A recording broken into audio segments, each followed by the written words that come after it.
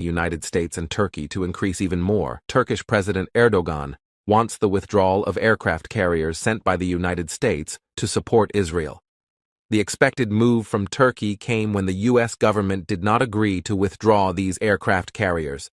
Turkish Navy ships are being sent to the Eastern Mediterranean. Turkey, which tried to demonstrate a neutral policy in the early days of the war, broke its neutrality after the words of U.S. Secretary of State Antony Blinken. As it is known, American Minister Blinken announced his support for Israel by saying, "I am here with my Jewish identity," during his visit to Israel.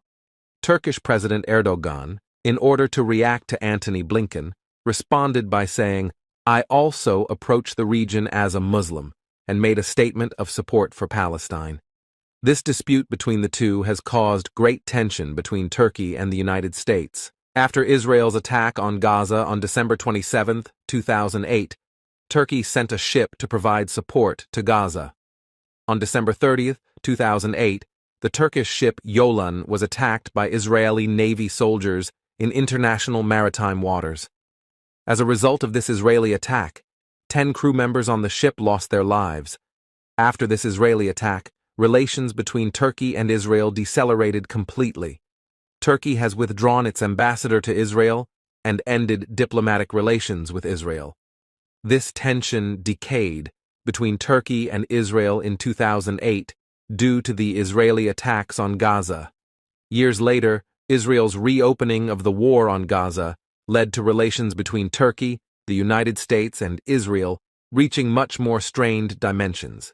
The U.S. sending 2 aircraft carriers and warships to the Eastern Mediterranean prompted Turkey to take action. By the order of President Erdogan, the Turkish Navy is starting to conduct military exercises around American aircraft carriers and warships sent to support Israel. While the war between Israel and Palestine continues in a mutual way, Turkey's move is a clear message to the United States. Currently, there is the USS Gerald Ford aircraft carrier belonging to the United States in the Eastern Mediterranean, 4 destroyers and a cruiser ship accompanying this ship. Turkish Navy officials stated that they will enter the Eastern Mediterranean with a large number of Navy ships.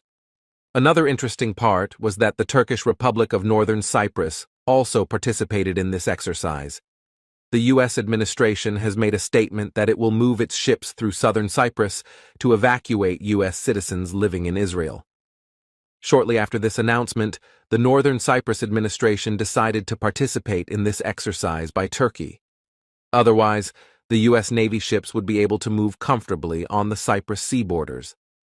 If Turkey conducts any military exercises in this region, U.S. ships may have to withdraw from this region. It seems that Turkey's plan is also in this direction. The Turkish government underlined that real bullets and missiles will be used during the exercise.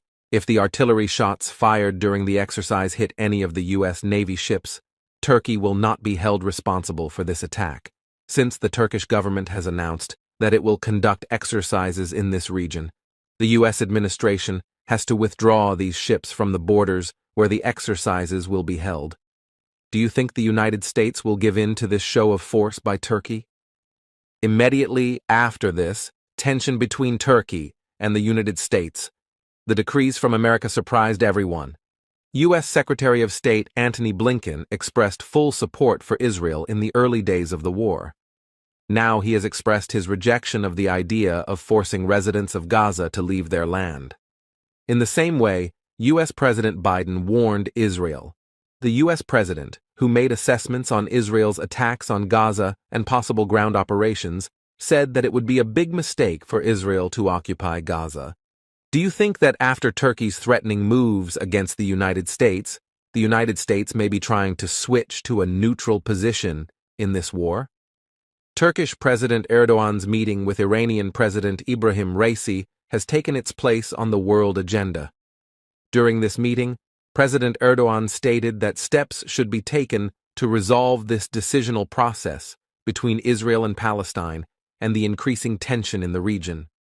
According to the allegations, if the Iranian government directly intervenes in this war, it will support it in Turkey. The technology deconfliction between Turkey and Israel, which has been going on for years, will be one of the biggest points of attention in this war. The Bayraktar unmanned combat aircraft produced by Turkey became one of the points that changed the course of the deconfliction between Russia and Ukraine. On the other hand, Israel has Hermes and Heron model unmanned combat aircraft that have as modern technology as Bayraktar. Which country's military technology do you think is more advanced? Turkish Foreign Minister Hakan Fidan's meeting with Russian Foreign Minister Sergei Lavrov leads to increasing claims that Turkey will directly intervene in this war. It is said that the Israeli attacks on Gaza were discussed during the meeting. The head of Iran's National Security Committee said in a statement, "Israel's entry into Gaza is our red line." Israeli army officials stated that Iran had given instructions to Hezbollah and that Hezbollah would launch an attack on Israel from Lebanon. Meanwhile, U.S. Defense Secretary Lloyd Austin warned Hezbollah not to launch an attack against Israel. After rumors that Hezbollah was going to launch a major attack on Israel, the Israeli army demanded the complete evacuation of residential areas 2 kilometers from the Lebanese border. In the same way, a state of emergency was declared in a 4-kilometer area.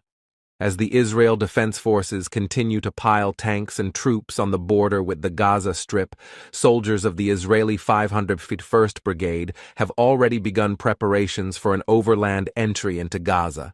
In the videos they have shared on social media platforms, it is seen that the Israeli soldiers have started to make the final preparations. The Israel Defense Forces announced that Hezbollah had struck points inside the Lebanese borders after Hezbollah's allegations that a major attack was being planned on Israel. The Israeli military continues to carry out airstrikes on Hezbollah forces inside the borders of both Syria and Lebanon.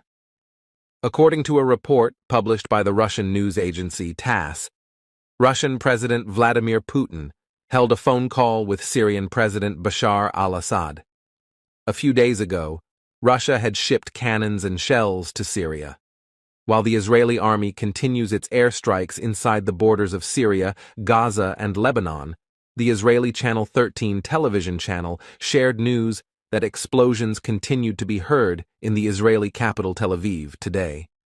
In the near future, U.S. President Biden is expected to pay a visit to Israel. Israeli Prime Minister Netanyahu has announced that he has invited Joe Biden to Israel. A U.S. official said in a statement that they are working on President Biden's visit to the Middle East this weekend. Iran has been one of the countries that has intervened the most in this war between Palestine and Israel. The Iranian foreign minister said in a statement that the Chinese government should use its capabilities to stop the attacks on Gaza.